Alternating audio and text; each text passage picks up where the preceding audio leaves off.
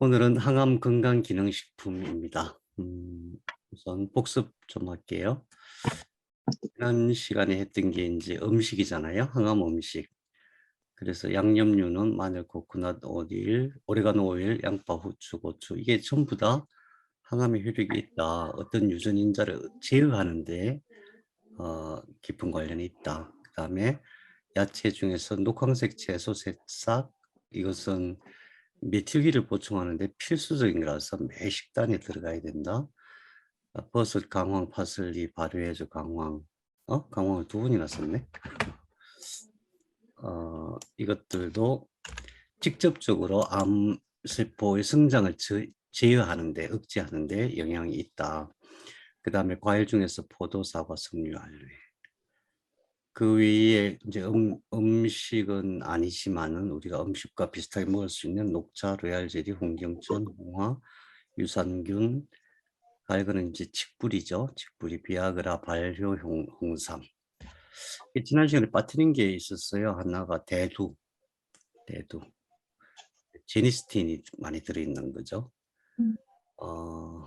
그 다음에 오레가노 오일은 음식으로도 들어갈 수 있지만은 또 기능식품 쪽으로도 넣을 수 있고 그래서 오늘 조금 더 설명을 드릴게요. 그래서 어제 제가 식사를 어떻게 했냐면은 상추에다가 깻잎을 하나 올려놓고 쑥갓을 하나 올려놓고 새싹을 한 줄 올려놓고 밥 반 스푼, 고기 하나 또는 생선 이제 고기 먹었어요. 거기에 마늘 넣고 마을이 아니고 마늘 그래 된장 넣고 이거 다 들어갔어요. 쌈 싸가지고 된장국에 먹었어요. 그러면 그게 곧 항암제예요. 그럼 디저트는 뭘 먹으면 좋을까요? 사과. 네, 맞아요.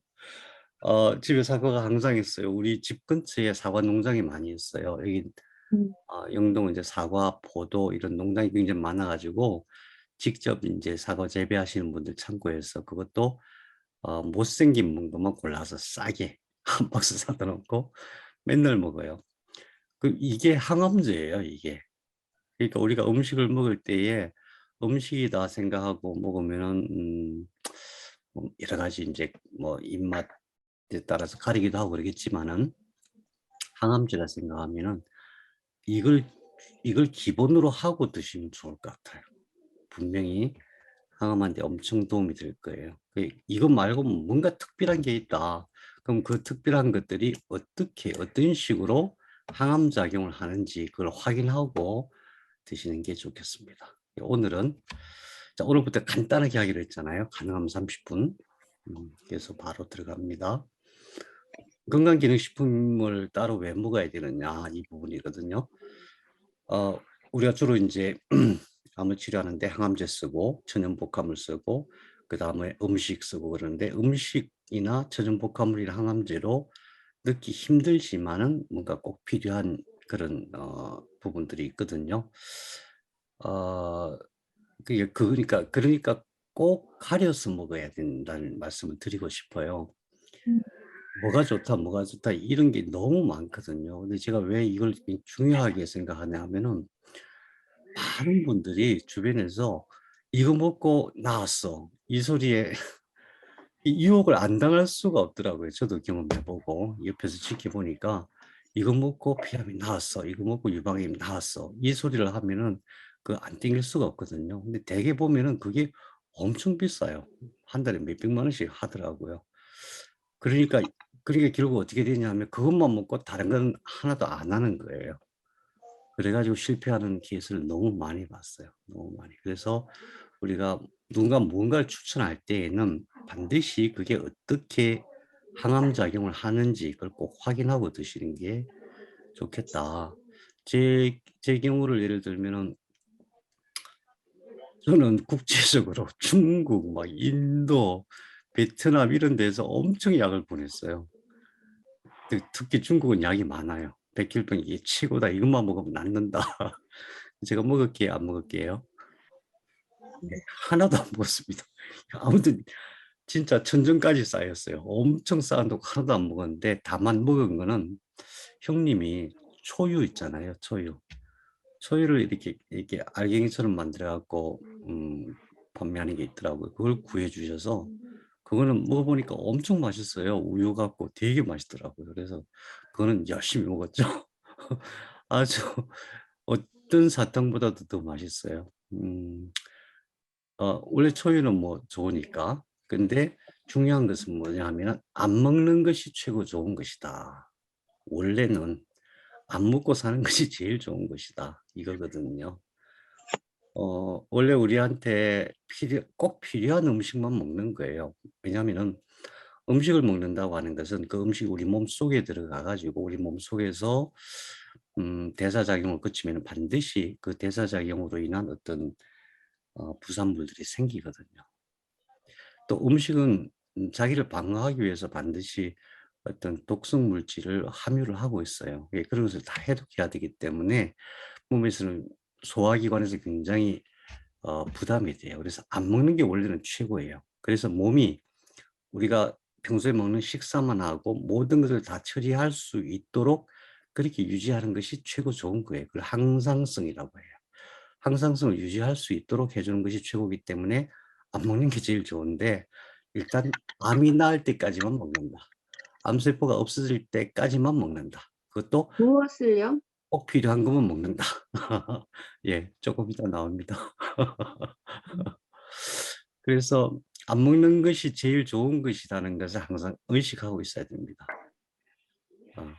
그다음에 우리가 이제 먹잖아요. 이제 꼭 먹어야 될 게 있어요. 먹으면은 많이 먹으면 반드시 독이 돼요. 항암제도 마찬가지거든요. 항암제를 과하게 맞으면은 암세포가 많이 죽을 것 같은데 거꾸로예요. 만일에 항암제가 필요 이상으로 너무 과하게 들어가면은 그것들이 면역세포들을 변화시켜 가지고 얘네들이 암세포에다가 영양을 공급하는 역할을 시켜요. 예를 들면 마크로파지 1이라고 하는 것이 대식세포잖아요. 암세포를 막 잡아먹는 거잖아요. 그 거꾸로 매크로파지 2가 돼 가지고 암세포를 보호하고 영양을 공급하는 그런 현상이 일어나요. 우리 몸에서 항상 과하면 독이 된다.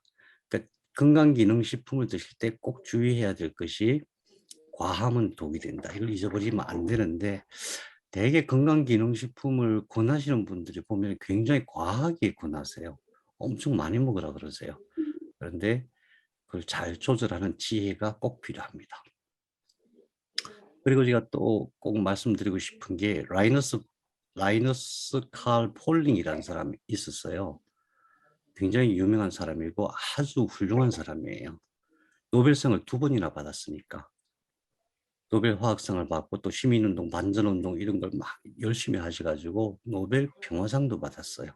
인격도 훌륭하신 분이고 당대 최고의 과학자라고 일컬어지던 분이에요. 그분이 뭘 주장했냐면은 비타민 C가 암을 치료할 수 있다. 엄청난 논쟁이 일어났죠. 끝까지 그걸 고집하셨고 결국 엄청 위대한 과학자인데 말년에 완전히 몰락한 과학자가 되셨어요. 우리나라에서 비타민 C 고용량요법 하는 거 있죠?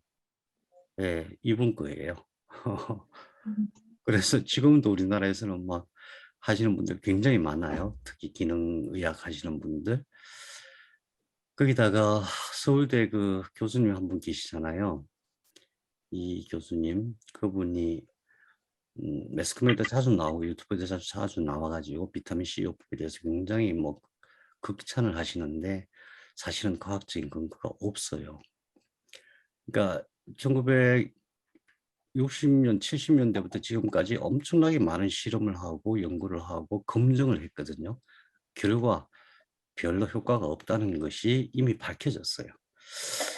그러니까 이제 이런 부분에 대해서는 우리가 엄청 헷갈릴 수밖에 없죠. 왜냐하면 서울대 교수님인데 그리고 그분을 따르는 의사 선생님들이 굉장히 많은데 그분이 주장하는 것을 안 믿는다? 이거 쉽지가 않아요. 쉽지가 않아요.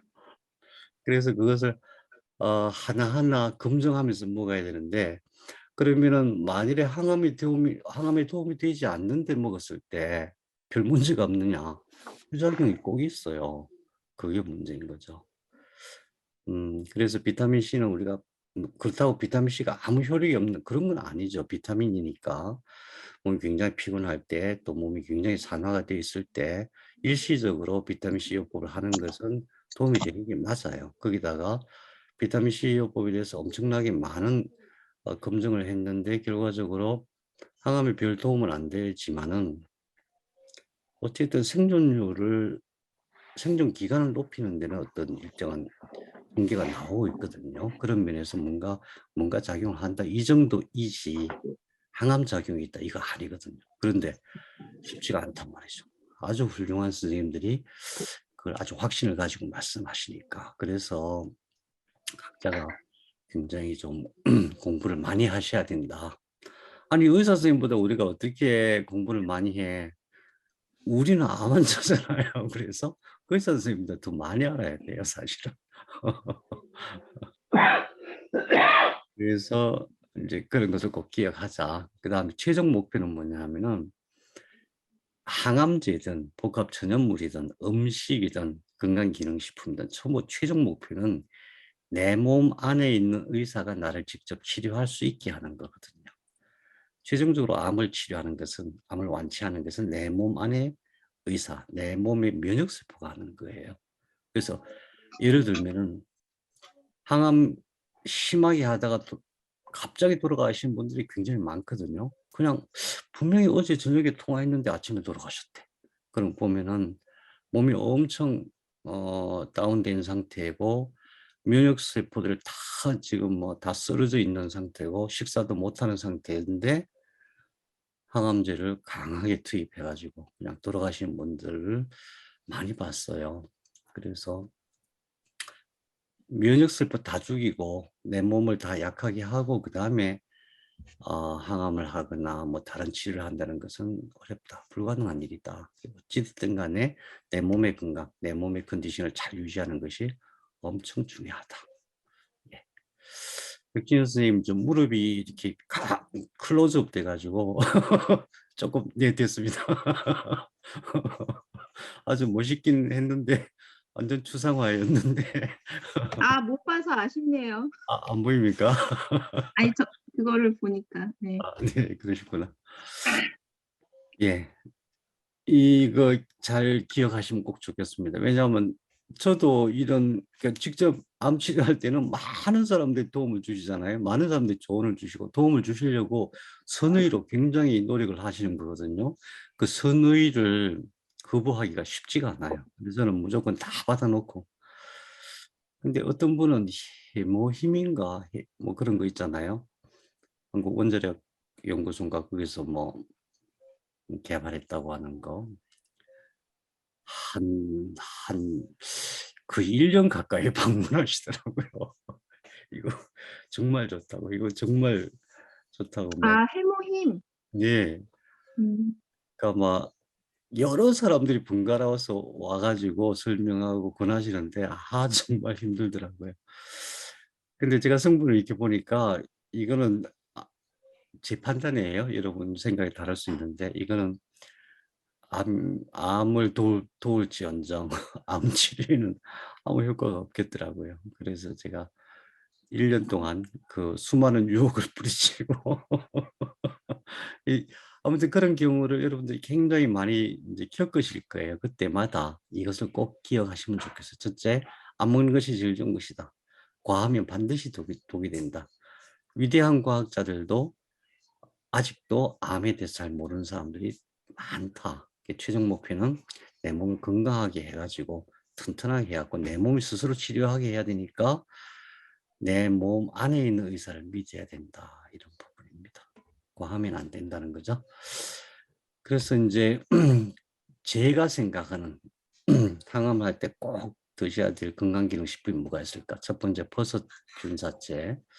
이거는 꼭 드셔야 된다기보다도 다른 방법으로 섭취하기가 어려워서 그래요. 모든 버섯은 항암작용이 있다고 그러잖아요.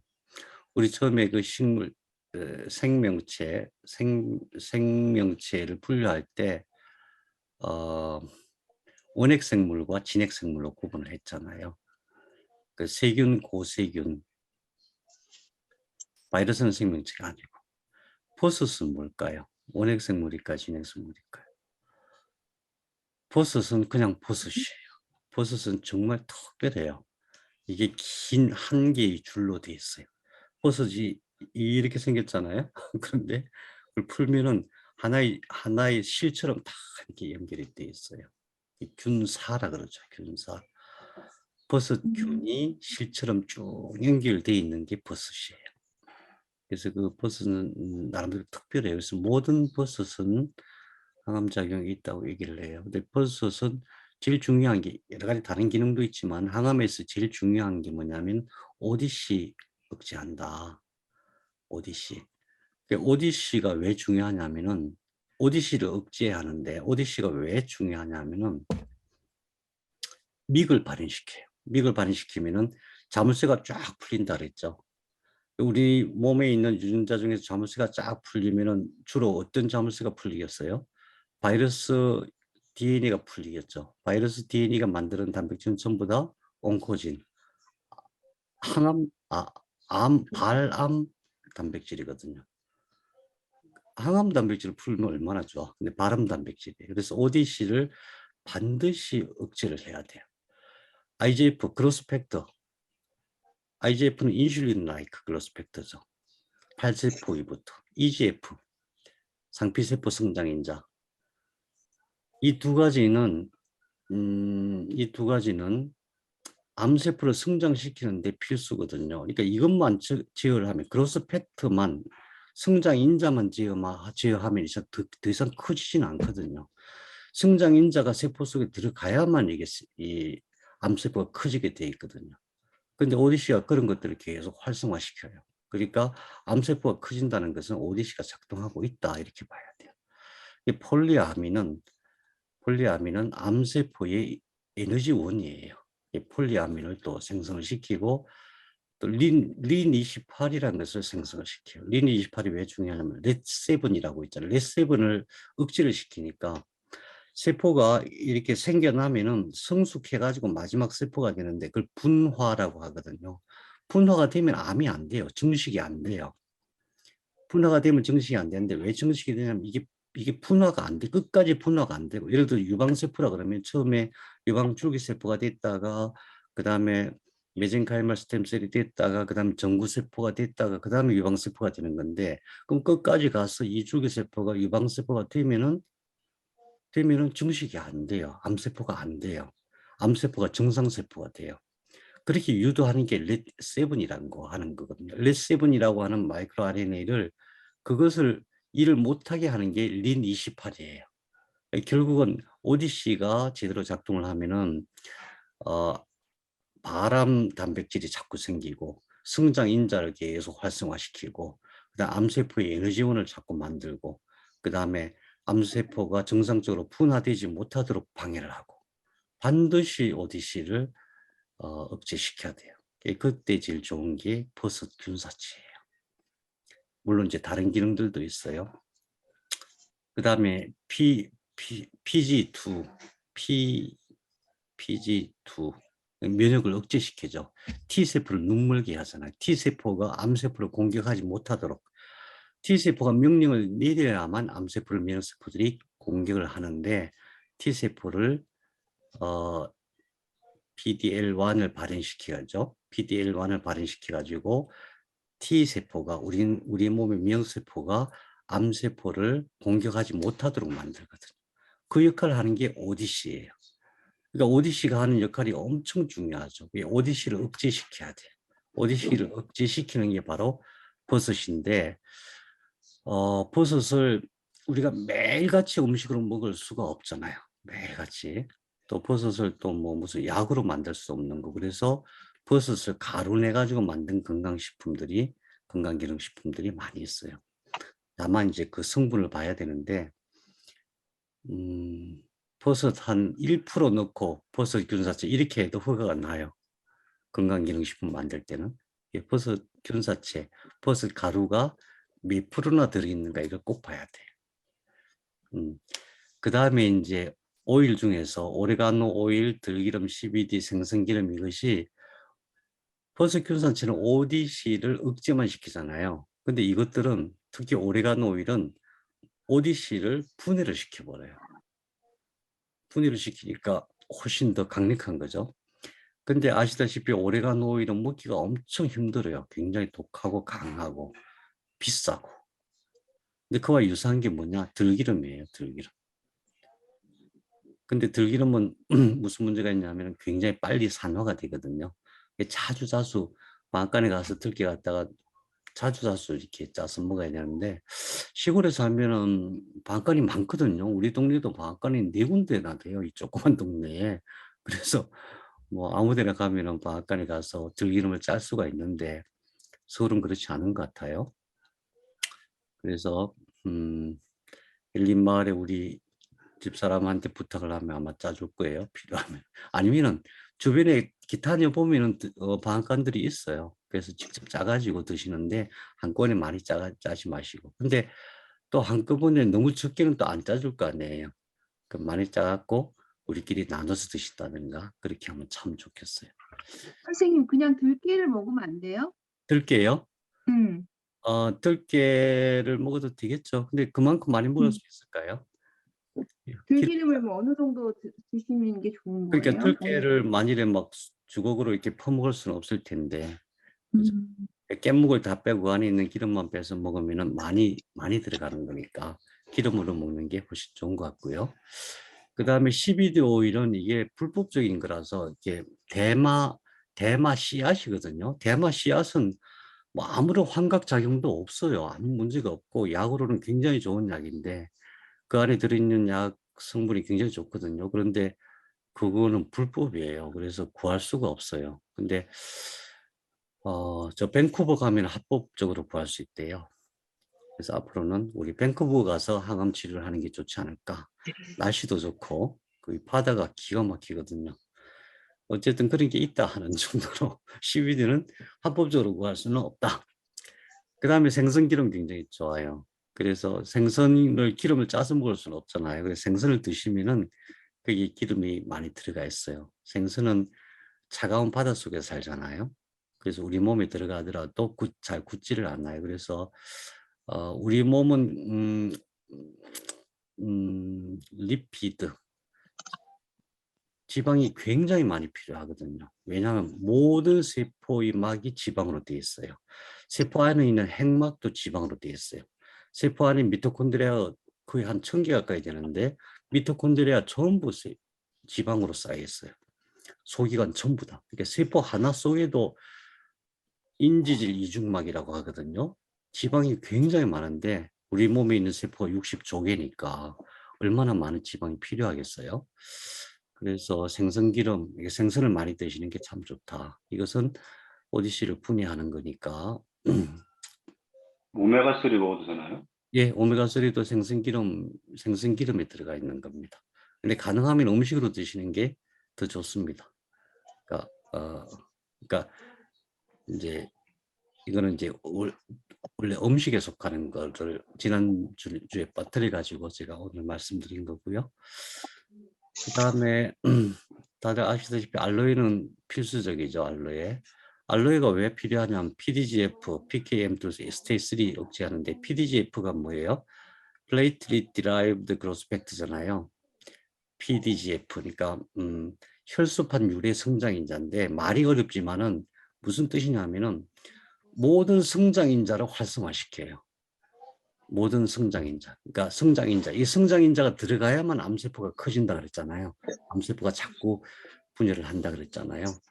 그러니까 PDGF는 자기만 그냥 자기만 커지면 좋은데 자기만 신호를 보내면 좋은데 다른 모든 신호들을 활성화시키기 때문에 성장 신호를 자꾸 암세포한테 주게 될 수밖에 없죠. 그래서 그걸 억제를 해줘야 되고 PKM2는 아시다시피 암세포는 일반 세포하고 달리 영양분이 들어오면은 발효대사를 하거든요. 산소를 사용하지 않고 발효대사를 해요. 그래서 젖산이 만들어지고 그 다음에 글루타민 대사를 하고 그렇죠. 그것을 PKM2 경로를 억제해 주는 게 알로에고 그 다음에 우리 몸에 이제 암세포가 생겼잖아요. 그러면 암세포가 한 번 생겼으니까 다시는 안 생길 것 같은데 그게 아니라 암세포가 계속 생겨요. 계속. 그게 왜 그러냐면 스테이트 3라는 그 단백질 때문이거든요. 육분할을 자꾸 시키니까. 그래서 스테이트 3를 막아줘야 돼요. 지금도 암세포가 자꾸만 생겨난다 생각하면 끔찍하잖아요. 그래서 알로에는 이런 면에서 꼭 필요한 거고, 그 다음에 알로에는 특히 세포 재생 능력이 굉장히 뛰어나거든요. 예전에도 이제 화상 입거나 그럴 때도 알로에 바르고 그러죠. 알로에를 가지고 화상 연고를 만드는 게 있는데, 굉장히 효과적이더라고요. 중국에서 자주 써봤습니다. 그래서 항암을 하다 보면은 제일 먼저 위장관, 식도, 위장관, 그 다음에 소장벽 이게 다 상하잖아요. 그래서 밥을 못 먹어요. 밥을 못 먹고 막 속 엄청 쓰리고 그렇게 되잖아요. 왜냐하면은 그 세포들은 빨리 성장하고 빨리 죽는 세포들이기 때문에 항암제를 먹으면은 암세포가 똑같이 그것들도 같이 죽어요. 점막세포, 장에 있는 점막세포. 그거를 보호하고 살리는데 그 세포들을 살리는데 알로에가 아주 효과적이에요. 그래서 항암하고 나서 속이 불편할 때 그때는 알로에를 많이 드셔주는 게 좋아요. 평소에 알로에는 계속 드시는 게 좋아요. 레스베라트롤이 많이 있잖아요. 어, 근데 선생님 알로에가 네. 우리가 먹는 것처럼 액체로 되어 있는 게 아니라 또 캡슐로도 되어 있는 게 있잖아요. 그건 이제 분말로 만들려면 다 말려가지고 분말을 만들었을 텐데, 예전에는 알로에 농장에서 알로에를 많이 먹었거든요. 알로에 농장 가면은 알로에를 막 잔뜩 갖다가 이제 뺏겨가지고 심지어 어떤 분들은 그 속에 있는 알로에를 꺼내가지고 잘라서 간장에 이렇게 비벼가지고 식사할 때 같이 드시기도 하고 그러더라고요. 근데 그걸 만일 분말로 하려면은 그걸 다 말려가지고 분말해서 해야 되니까 유통기간이 굉장히 오래됐겠죠. 유통기간. 그런데 분말이 아닌 액체로 된 것들은 유통기간이 그렇게 오래될 수가 없어요. 그게 이제 물론 방부제를 넣는데 천연 방부제를 넣거든요. 그 뭐죠? 그 해서 바다에서 나는 뭐 있더라고요. 그렇기는 하지만은 그거를 뭐 너무 오래 둘 수가 없기 때문에 네, 유통기간으로 따져볼 때는 액체로 된 게 훨씬 좋다고 생각이 되어집니다. 어쨌든 효과는 뭐 분말도 효과가 있는 거예요, 선생님? 저는 분말을 안 먹어봤는데 아무래도 좀 떨어지지 않을까 싶습니다. 응? 좀 떨어질 것 같아요. 아, 그러니까. 왜냐하면 점막세포를 살리는 데는 알로에 분말로는 잘 안 되거든요. 그러니까요. 그 다음에 우리 이제 지난 시간이었나요? 바이러스 박테리아 얘기하면서 그것들이 우리 몸에 있는 세포 내로 침투해가지고 내 세포 속에 있는 DNA를 건드린다. 그러니까 이게 보통 문제가 아니다. 이런 말씀 드렸는데, 벌들이, 로얄 젤리나 꿀을 저장하는 과정에서 그게 천연에 노출되어 있는 거잖아요. 그래서 거기에 진딧물이나 진드기나 또는 바이러스 박테리아가 엄청 모여들 수밖에 없어요. 그래서 벌들이 그걸 만들 때에 바이러스 박테리아가 침투하지 못하도록 약을 엄청 만들어요. 그래서 로얄 젤리나 프로폴리스, 목청에는 그게 많이 들어있는데 문제는 뭐냐면 로얄 젤리는 보관이 거의 불가능해요. 제가 해보니까. 영하 한 20도, 25도 이렇게 보관해야 돼요. 그래서 제가 중국 쿤밍에서 올 때 이제 친구들이 그 로얄 젤리를 많이 선물을 해주거든요. 근데 갖고 오기가 쉽지가 않더라고요. 그 안에 막 얼음 해가지고 로얄 젤리 굉장히 빨리 상하거든요. 빨리 상해서 저는 로얄 젤리는 포기했어요. 그게 무지하게 비싸요. 또 비싸기도 하고 보관하기도 어렵고 또 무엇보다 맛이 시큼해가지고 엄청 맛이 없어요. 저는 단맛을 좋아하는데 로얄 젤리는 도무지 그러면은 꼭 로얄 젤리를 먹어야 되냐? 그거 아니거든요. 로얄 젤리, 프로폴리스, 목청이 똑같아요. 거의 똑같은데 다만 로얄 젤리가 훨씬 더 효과가 있다 이런 건데 문제는 우리는 장기적으로 쉽게 또 너무 비싸지 않게 그렇게 먹어야 되니까 그래서 일반적으로 프로폴리스를 많이 먹고 또 목청 같은 경우는 꿀이니까 일반 꿀하고는 조금 당도가 다르긴 해요. 맛도 좀 약간 씁쓸하기도 하고 근데 목청은 되게 야생에서 별들이 나무에다가 벌집을 만들어서 이렇게 놓는 거라서 이게 마찬가지로 로얄 젤리와 마찬가지로 똑같은 성분들, 바이러스 박테리아를 대체하는 그런 성분들이 많이 있어요. 그래서 염증 치료에는 염증이 있을 때는 되게 좋은 것 같아요. 다들 해보셨죠? 입에 입안에 염증이 생겼다 그러면은 로얄 젤리나 프로폴리스나 목증 같은 거 바르면 쉽게 낫더라 이런 거 있었죠. 그 다음에 지난 시간 우리 대두를 빠뜨렸는데 대두에도 제니스틴이 많이 들어있죠. 제니스틴이 HSP27을 분리를 시키는데 이게 왜 중요한지 이제 다 아시죠? 히쇼크 프로틴 열충격 단백질 27이라고 하는 것이 왜 중요하냐면은 이거는 암세포에서만 만들어요. 일반 세포에서 만드는 게 아니고 그래가지고 암세포 속에 있는 모든 것들을 보호하는 역할을 해요. 예를 들어서 항암을 하잖아요. 그럼 항암제가 세포 속으로 들어가겠죠. 암세포 속으로. 그래야만 항암 효과가 있으니까. 암세포 속으로 들어가면 HSP27이 그걸 다 펌핑해서 뱉어내버려요. 그리고 변이 된 것. 그러니까 예를 들어서 암세포가 생기면 원래 P53이 그것을 정상세포로 바꾸는 일을 하는데 P53이라고 하는 단백질이 변이가 되면은 그걸 고쳐야 되거든요. 근데 HSP가 P53 같은 걸 딱 보호를 해요.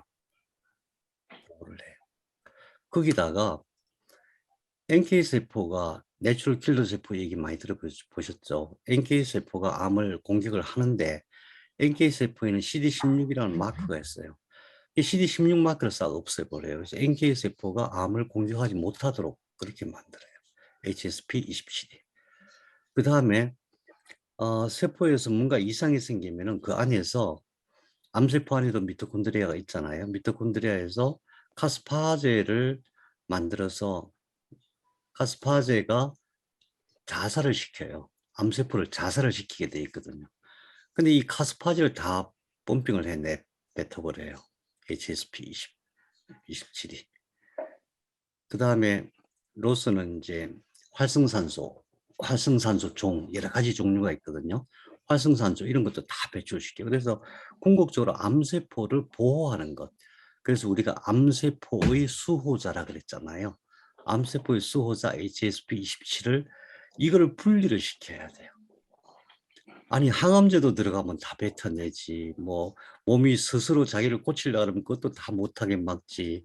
또 면역세포가 공격하려면 그것도 못하게 막지. 그러니까 HSP를 분리시키는 건 엄청 중요한데 HSP를 분리시키면 어떤 일이 벌어지냐면은 HSP를 분리시키기만 하면 우선 P53을 변이된 걸 다 이렇게 녹여버릴 수가 있어요.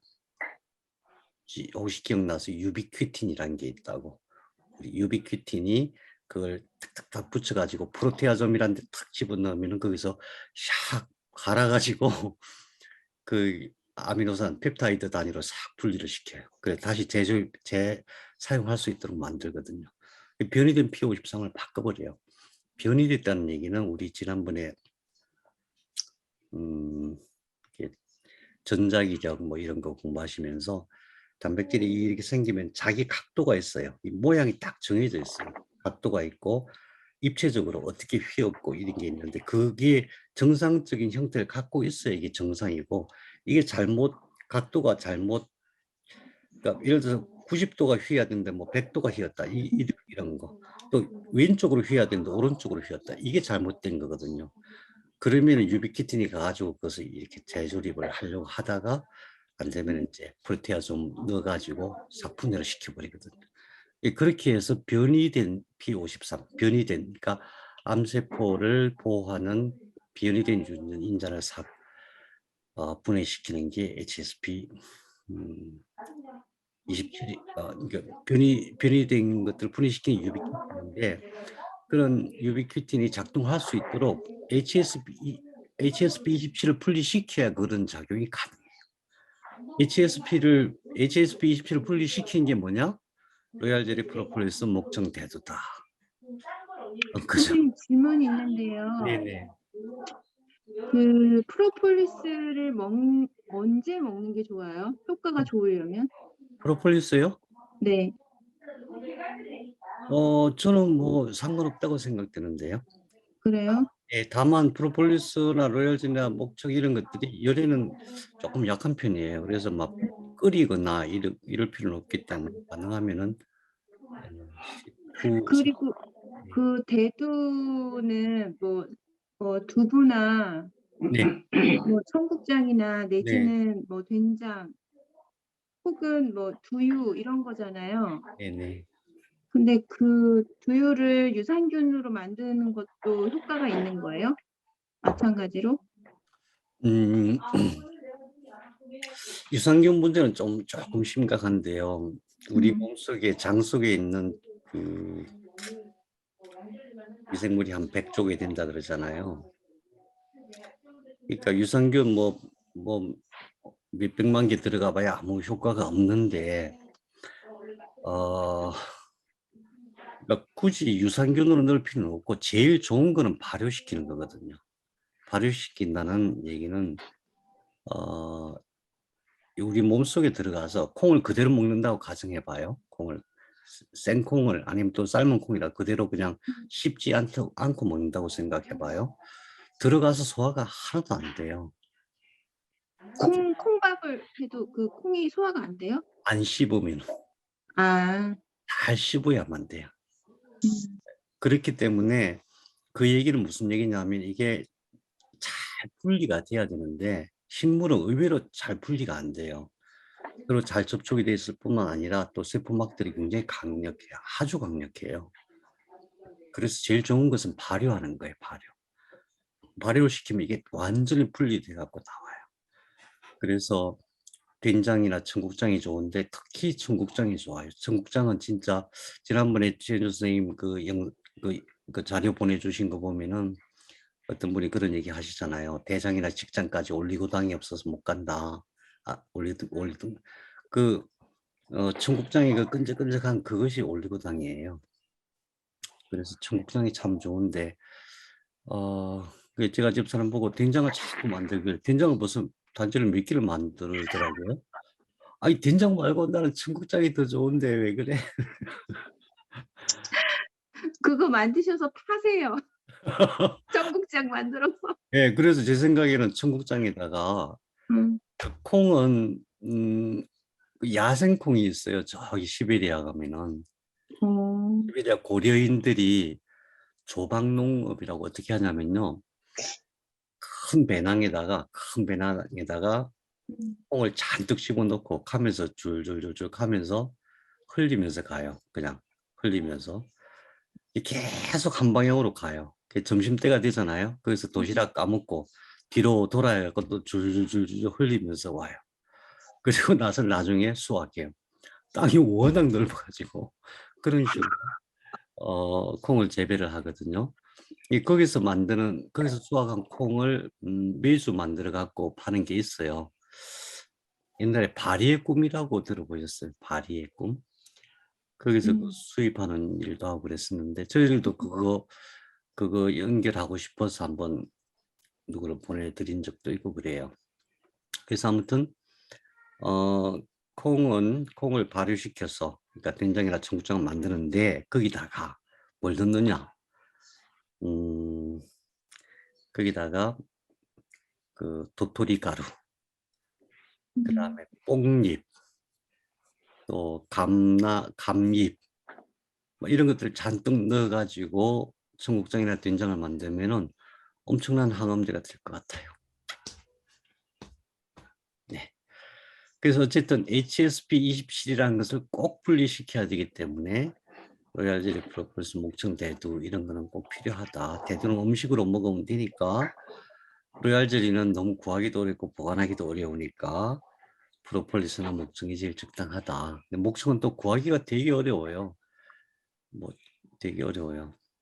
근데 저기 라오스 아니 미얀마 북부에서 이렇게 따가지고 집사람이 이렇게 구해서 한 번 올 때 보통 한 10통씩 오더라고요. 10개씩 와갖고 제가 반은 먹고 반은 팔고 그러고 있습니다. 네, 벌써 45분이에요. 아유, 왜 이렇게 시간이 빨라. 아연에 대해서 이제 간단하게 말씀드릴게요. 제가 처음에 백혈병 진단받고 치료할 때에 제일 먼저 구한 것이 아연하고 칼슘이에요. 칼슘하고 아연. 아연은 되게 신비로워요. 아직도 많이 잘 안 밝혀졌어요. 그런데 뇌신경보호.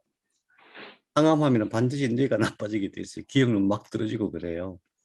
거기다 잘 먹지도 못하면은 거기다가 영양 공급이 단백질보다도 포도당이 더 중요하거든요. 뇌는. 그래서 탄수화물 잘 안 먹잖아요. 그러면 뇌가 급속도로 나빠져요. 뇌신경을 보호하는 역할을 해요. 아연이. 그 다음에 백혈구 생성 촉진이에요. 백혈구가 뭐예요? 전부 면역세포예요. 백혈구가. 예, 면역세포가 종류가 많지만 전부 통칭해서 백혈구라고 하잖아요. 백혈구 성장을 촉진시켜요. 인슐린 저항성이 엄청 중요해요. 우리가 몸이 약해지면 제일 무슨 문제가 생기냐면은 음식을 먹어도 그 세포素잘 못 들어가요. 그게 세포素잘 못 들어가게 하는 걸 인슐린 저항성이라고 그래요. 그래서 이거 막 밥맛도 없고 살 쪽쪽 빠지고 그러죠. 그 세포가 영양분을 잘 못 받아들이는 현상이에요. 그걸 개선하는데 아연이 꼭 필요해요. 선생님, 네, 바쁘신데 죄송한데요. 합니다. 네. 밥 먹고 움직이지 않고 이렇게 이게 누우면 인슐린 저항성이 올라가서 안 좋다고 얘기하는데 뭐 그거에 대해 어떻게 생각하세요? 선생님하고 조금 다른 것 예, 같아서. 뭐 그거 갖고 인슐린 저항성 그런 그 정도는 아니고요. 운동을 안 하면은 인슐린 저항성 확 떨어집니다. 그러니까 운동하고 쉬고, 그러니까 쉬는 차원에서 누워 있는 건 아무 문제가 없고요. 밥 먹고 나서 누우면 안 된다. 그런 말도 안 되고요. 밥 먹고 나서는 반드시 최소 15분은 쉬어줘야 됩니다. 누워서 가능하면은. 근데 그러고서 자버리면 어떻게 해요? 30분만 자면 되죠. 1시간까지는 봐드릴게요, 선생님. 아니 그래도 인슐린 저항성이 되게 걱정이 되더라고요. 전혀 문제가 아니고요. 왜 그러냐면은 음. 위로 혈액이 확 몰려요. 뇌에서 확 빠집니다. 그러니까 거기서 밥 먹고 나서 머리 막 돌리면은 밥 먹고 나서 머리 막 돌리면 큰일 날 것까지는 없는데 엄청 소화가 안 될 수밖에 없죠. 혈액이 다 몰려들어야 되는데. 그래서 쉬어주는 게 참 좋고요. 동남아 어디를 가도 아마 유럽도 그런 데가 참 많아요. 어디를 가도 점심 식사하고 나서는 꼭 쉽니다. 동남아 어디 가도 2시까지 밥 먹고 나서 2시까지 쉬잖아요. 그죠? 예, 괜찮습니다. 한 가지 더 말씀드리면은 뭐 저는 평소에 고기 꼭 먹어야 된다고 말씀을 드리지만 이제 주식단은 그 식물성 단백질이 좋아요. 탄수화물은 필수고 흰쌀밥 안 좋다 그런데 저는 말도 안 된다고 생각해요. 흰쌀밥이 정말 좋은 정말 순수한 탄수화물이거든요. 우리 몸에서 탄수화물이 제일 중요해요. 모든 동물은 다 그래요. 그 다음에 이제 단백질도 중요한데 단백질은 가능하면은 식물성 단백질이 좋다. 근데 식물성 단백질 에너지가 약해요. 그래서 동물성 단백질, 다시 말해서 고기는 가끔씩 먹어주는 게 좋은데 이제 최현주 선생님처럼 고기를 먹을 때마다 막 고기가 죽는 거를 생각하시나 봐요. 그럴 때에는 물고기를 드시는 게 어떨까? 물고기나 그거나 똑같은데. 어쨌든 우리는 동물이든 식물이든 그것들의 세포를 먹는 거거든요. 그렇게 돼 있어요. 그렇게. 음. 제가 최준 선생님 심정을 되게 깊이 공감한 적이 딱 한 번 있었어요. 저희가 이제 닭을 키우잖아요. 닭을 키워가지고 계란을 매일 먹거든요. 하루는 이제 보통 수탉 한 마리에 암탉 10마리 이 정도 비율로 키워야 돼요. 수탉이 너무 많았어요. 수탉이 5마리, 암탉이 6마리 이러니까 암탉들이 엄청 괴롭힘을 당해요. 할 수 없이 2마리를 잡는데 저희가 키우는 게 백봉이거든요. 하얀 닭. 이놈들이 잡는데 소리를 꽥꽥 지르는데 정말로 그래서 그때 겪으면서 제주 선생님 고기를 안 드시는 이유가 있구나. 정말 이렇게 공감이 됐습니다. 아연에 대한 칼슘에 대한 걸 제가 조금 더 자세히 말씀드리고 싶어요. 우선 칼슘 이 부분에 대해서 옛날에 KBS에서 나온 영상이 하나 있어요. 한번 보시겠습니다.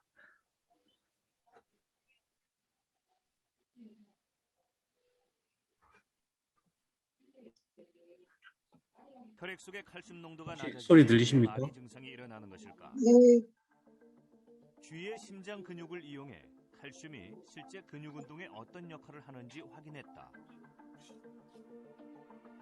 쥐의 조금 심장에 크게 해주세요. 함유되어 있는 용액을 주입해주자 심장이 계속 뛰는 것을 확인할 수 있다.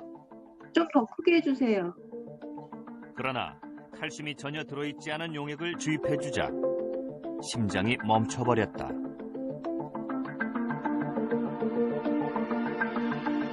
전자현미경을 통해 심근육 세포를 확대해보면 그 움직임이 더 명확해진다.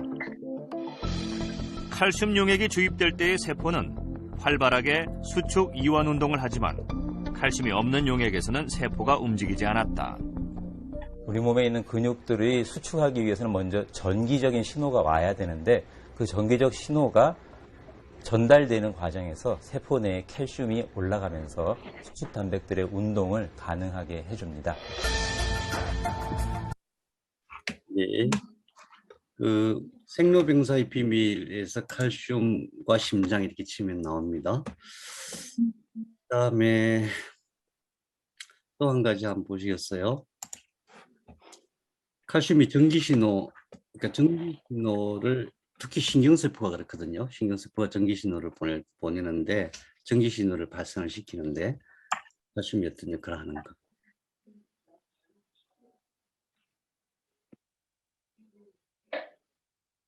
예. 또 하나 더 보시겠습니다. In this experiment, glial cells from the rat brain are grown in cell culture. 신경세포. Calcium concentrations are visualized with a fluorescent dye that becomes brighter when calcium ions are present. In the presence of small amounts of a neurotransmitter, individual cells light up randomly as ion channels open up and allow calcium ions to enter the cell. 예. 대충 감이 잡히시죠? 칼슘이 심장을 움직이는데 칼슘이 절대적인 역할을 한다. 그렇게 이해하시고 근육을 움직이는데도 절대적인 역할을 한다. 뇌를 움직이는데도 뇌신경이 움직이는데도 칼슘이 절대적인 역할을 한다. 이해가 되시죠?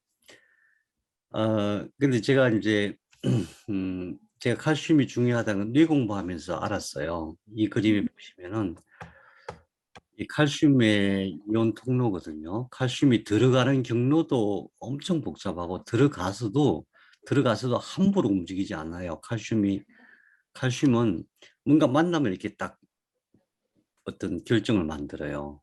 그래서 보관하는 장소도 따로 있고 나와서 이게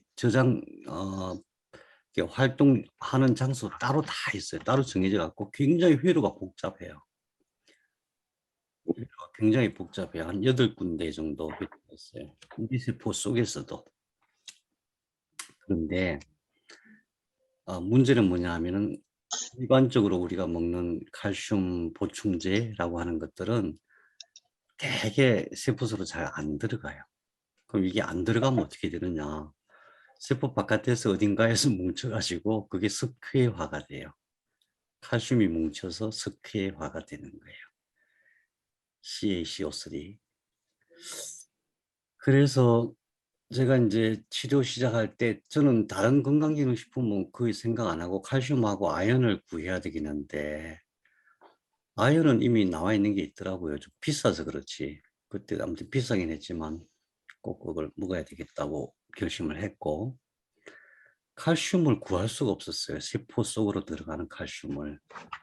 그래서 그때 마침 우문희 약사님이 과천에 계신 우문희 약사님이 이 자료를 보내주시더라고요. 이게 아니고, 이게 아닌데,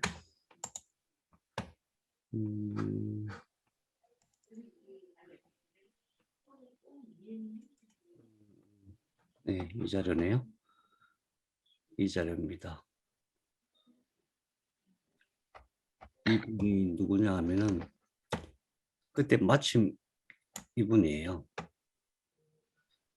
성함이 김규원 박사님인가? 이규원 박사님인가? 김규원 박사님인가? 캐나다에서 이걸 개발하셨더라고요.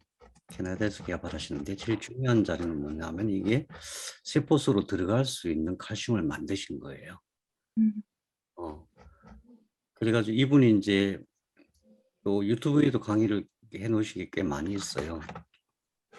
칼슘에 대해서. 근데 더 중요한 건 또 뭐냐 하면은 칼슘이 그런 역할만 있는 게 아니고 칼슘이 P53을 활성화시키는 역할이 있어요. 칼슘.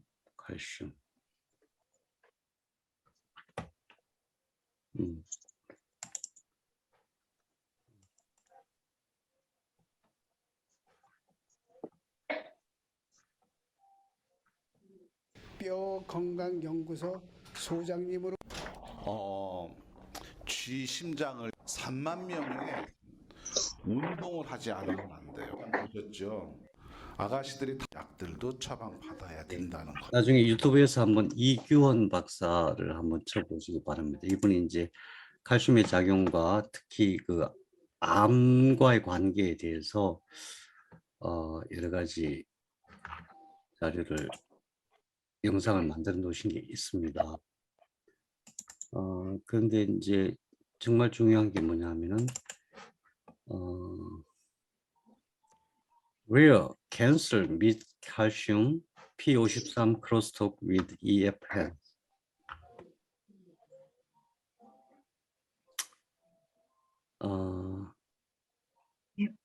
간단하게 얘기하면은 칼슘이 P53을 활성화시킨다는 거예요. P53이 얼마나 중요한지 아시죠? P53이. 암세포를 정상세포로 바꾸는 것은 P53.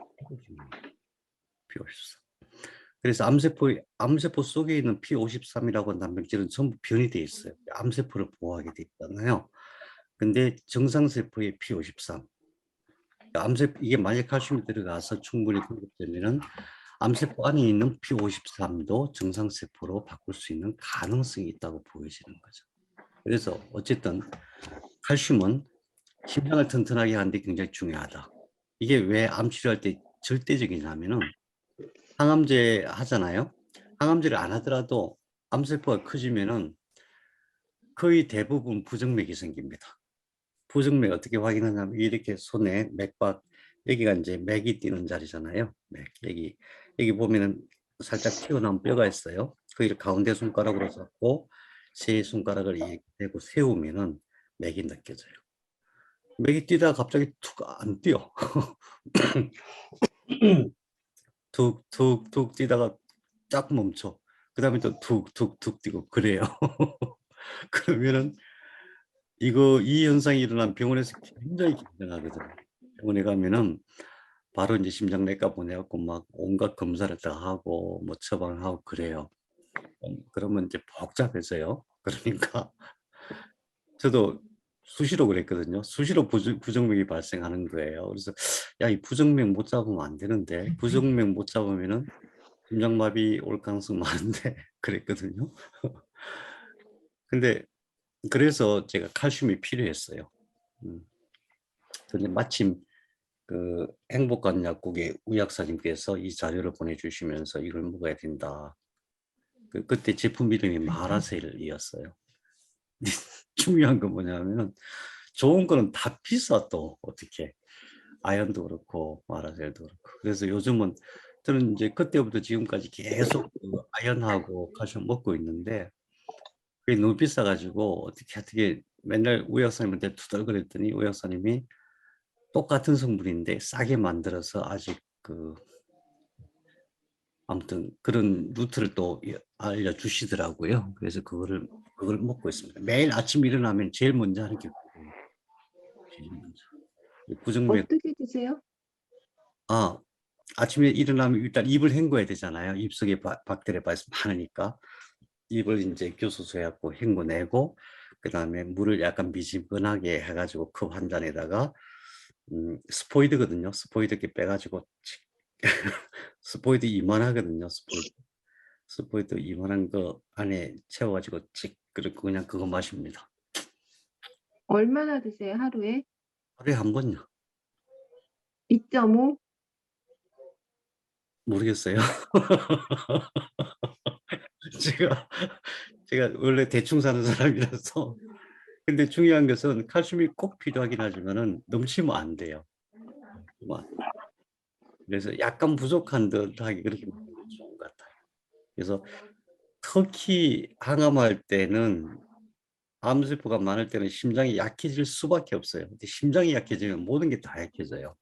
그래서 칼슘 저는 필수적이라 생각하고, 그 다음에 근육과 뇌세포의 정기적 신호를 발생하게 만드는 게 칼슘이다. 그래서 굉장히 중요하고, 더 중요한 게 P53을 활성화시킨다. 암세포를 정상세포로 바꾸는 P53을 활성화시킨다. 그 다음에 우리 여성 호르몬 갱년기 지나면 골다공증 생기잖아요. 근데 이제 뼈를 튼튼하게 하는 그런 역할도 하고, 그 대신에 항상 기억해야 될 것은 뭐냐면 칼슘은 세포 안에서 제대로 제어가 안 되면, 제대로 통제가 아니면 반드시 독이 된다. 그래서 혈액 농도에서 칼슘의 양을 아주 정확하게 유지를 해요. 그게 갑상선 호르몬이 하는 역할이거든요. 그래서 과하게 먹으면 절대 안 된다. 부족해도 문제가 되지만. 통상적으로는 항암하는 기간이 아닐 동안에 보통 이제 암 환자가 아닐 경우에는 음식으로 칼슘 섭취하는 걸로 충분해요. 그 대신에 지속적으로 섭취하면 돼요. 근데 항암할 때는 제가 겪어보니까 심장이 급격하게 약해져요. 뇌신경도 아주 급격하게 약해져요. 그래서 칼슘과 아연은 필수적으로 제가 먹고 있습니다.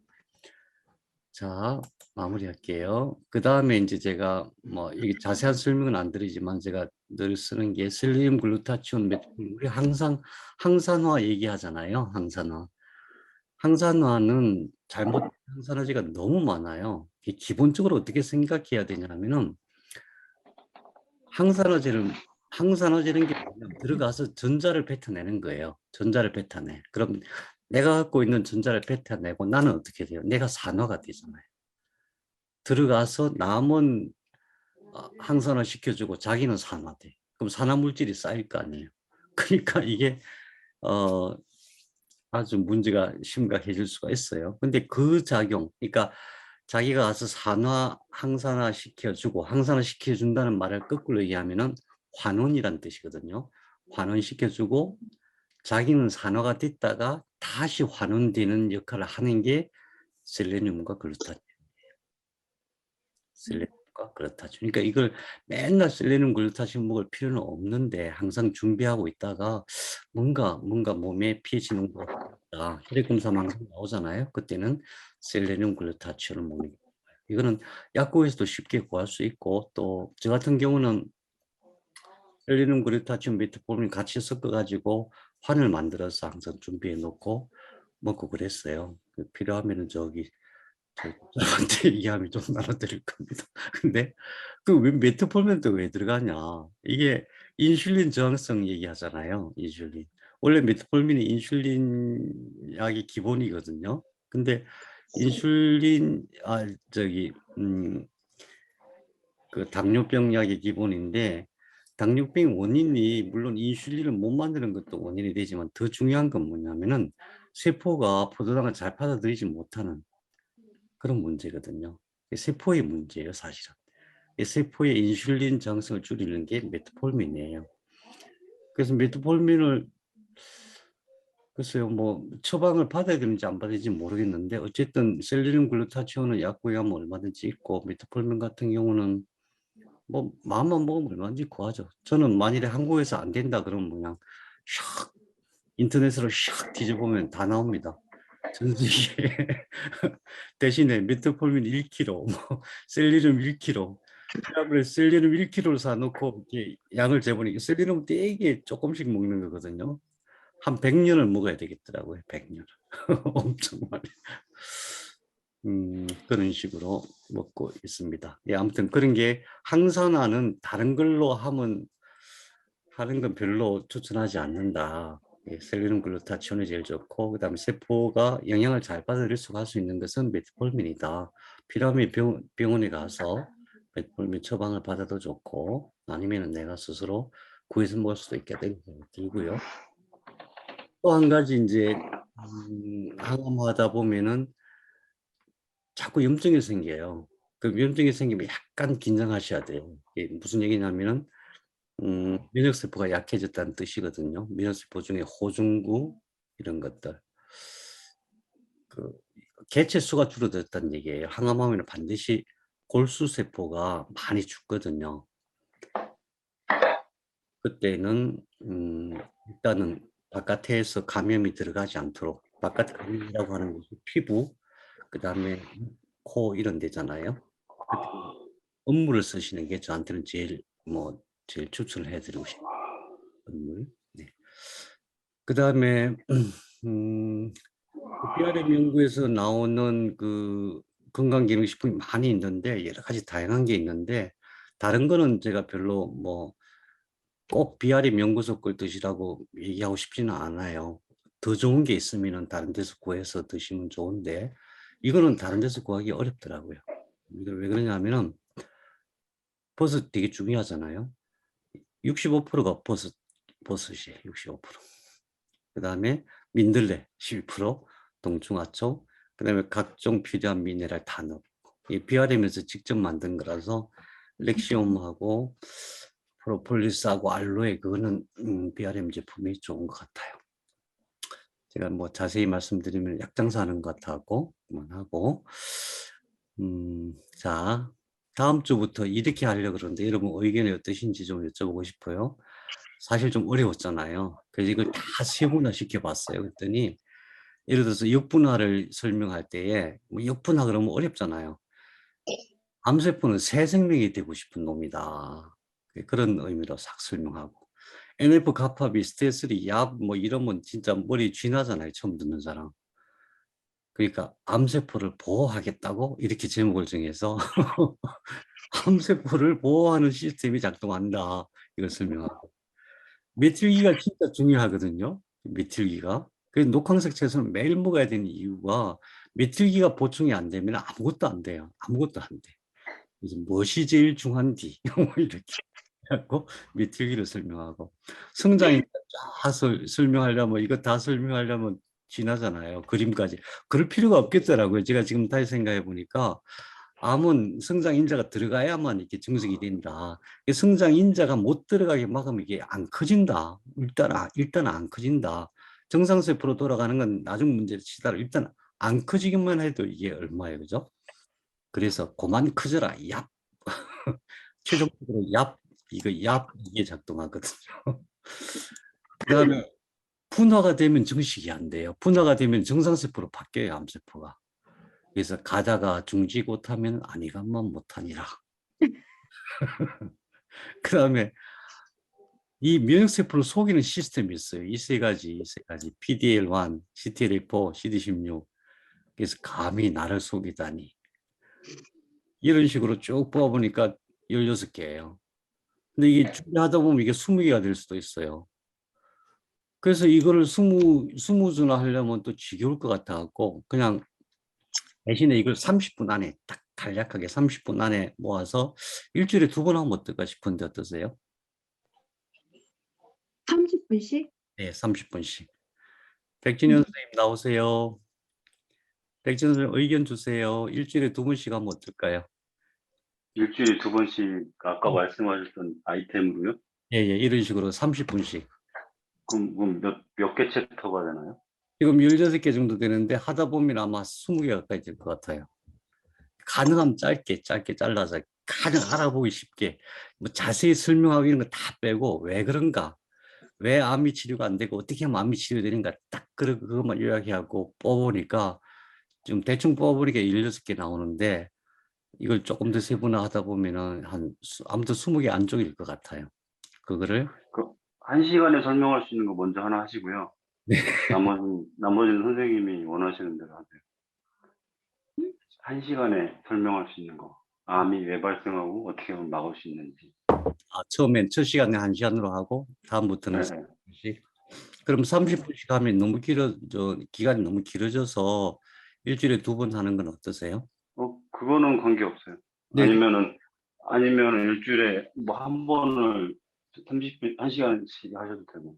음, 음, 근데 일주일에 두 번 하기에는 조금 힘들 것 같은데. 일주일에. 근데 이제 일단은 일주일에 2번 하더라도 이거 그냥 올려놓으면 언제든지 볼 수 있으니까 바쁠 때는 참석 굳이 안 하셔도 될 것 같기도 하고. 자, 그러면은 다음 시간에 1번은 1시간으로 이렇게 조금 길 것 같아요. 그래서 1번은 1시간으로 하는 걸로 하고, 그 다음에 일주일에 2번 할지, 일주일에 1번 할지는 다음 주에 한번 상의하기로 해요. 선생님, 근데 이거를 음. 다 외워야 되는 거잖아요. 그러니까 이제 제가 이렇게 보니까 음. 이거를 전부 내칠식으로 이름까지 다 해가지고 외우려니까 안 되겠더라고요. 그렇지 않으면 또 써먹지를 못하잖아요. 뭔가 도움이 돼야 되는데 도움이 안 될 것 같다. 그래서 아무튼 이렇게 하면 그래도 좀 충분히 쉽게 이해가 되지 않을까 싶어서. 근데 지금 암의 전체적인 원리를 설명을 해주신 것 중에 암 종별로는 어떤 게 필요하다라는 것도 이렇게 해봐야 되지 않을까요? 낮은 문제인가? 아주 간단하더라고요. 예를 들면 이제 선생님 ALK 변이잖아요. ALK. 원래 이제 ALK 변이 약이 없었어요. 그래서 만일에 이걸 한 2년 전에 선생님 그 폐암이었다면 되게 위험했을지도 몰라요.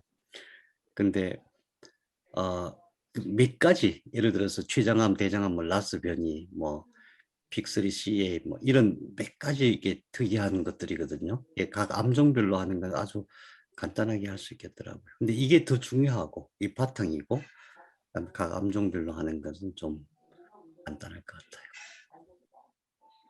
같아요. 본인의 암종에 따라서 지금 되게 궁금하실 텐데 전체적으로만 풀고 가니까 뭐가 중요한지 않은지. 제가 이제 설명드리고 싶은 것은 어떤 암이라도 이게 기본이고 병원에서는 그걸 신경 안 쓰잖아요. 이게 기본이고 이게 정리가 돼야 그 다음에 나머지가 해결이 되는데 암종에 따라서 달라지는 게 아니라 모든 암은 다 비슷하다 이거죠. 그렇습니다. 여기서 안 나오는 것들 몇 가지 있어요. 각 개인별로 삼중음성대로 또 라도 그렇고. 네. 아무튼 오늘은 아이고 그래도 1시간 제목을 재밌게 정하시느라고 애쓰셨네요. 그리고 생각하시느라고 무엇이 제일 중요한지. 예. 그래서 아무튼 이해하기 쉽게 해가지고 아무튼 그렇게 준비를 하겠습니다. 뭐 저야 일주일에 한 번 한두 상관없는데 혹시 마음이 급하실까 봐서 일주일에 2번 해도 좋고 다음 주에 상의하기로 해요. 2번 좋아요. 감사합니다. 선생님, 네. 저 지금 그 프로폴리스 어제 먹고 있는 거 보여드렸잖아요. 네. 그거는 양은 뭐 이렇게 많이 메가로 먹는 게 좋은 거예요? 아니면 뭐 어떻게 먹는 게 그렇게 많이 드실 필요는 없습니다. 그 용량 적혀 있는 대로 드시는 게 좋고요. 그보다 조금 덜 드셔도 상관없습니다. 용량은 하루에 2알이거든요. 네, 그건 충분합니다. 하루에 2알이요? 하루에 2알이면 돼요? 충분합니다. 네. 예. 그리고 네. 생선은 이제 주로 이제 저는 지금은 이제 어제 말씀 듣고 와갖고 구워 먹고 있거든요. 네. 근데 그냥 뭐 우리 흔히 얘기하는 회 이런 것도 좋은 거예요? 회 좋은데요. 회는 반드시 그 안에 이제 기생충이나 뭔가 좀 있을 거라고 보고 중간에 기생충 약 같이 드시면 좋을 것 같고 회가 단백질로는 굉장히 좋은데 저는 회 좋아합니다. 제가 영동에 회가 없어서 맨날 대전 가서 몰래 먹고 오고 그렇습니다. 만약에 굳이 먹게 된다 하면 기생충 약을 같이 먹어라. 드시고 정기적으로 기생충 약 드시는 게 좋아요. 알벤다졸 또 항암제로도 굉장히 좋아요. 예, 그러니까 초밥을 먹거나 이럴 때는 이제 주기적으로 이렇게 기간적으로 먹는 게 좋다고요. 그러면 지금 저도 이렇게 들기름이나 이런 거는 먹는 게 좋은 건가요? 네. 예, 솔직히 지금 날짜 앞두고 되게 긴장되거든요. 선생님 너무 긴장하지 마시고 이 시작이니까. 하도 주변에서 겁을 줘갖고요. 제가 지금 현재 오늘은 진단이 이제 좀 허투냐 삼중 음성이냐 이거 정확하게 이제 병원에 진단하는 게 중요한데요. 아무튼 예. 결정이 되면은 제 나름대로 다시 한번 연락드리겠습니다. 그러면은 어제 그 자료 갖고는 확실하게 모르는 거예요? 그 검사한 결과가 허투 음성 플러스 1 이렇게 나왔거든요. 굉장히 약한 허투인데 예. 그래서 그런 것인지 삼중 음성이라서 그런 것인지 그걸 이제 의사 선생님도 판단하기 어려운 것 같아요. 그런데 만약에 예. 불분명하면은 삼중 음성이라고 생각하고 치료하시는 게 저는 옳다고 생각됩니다.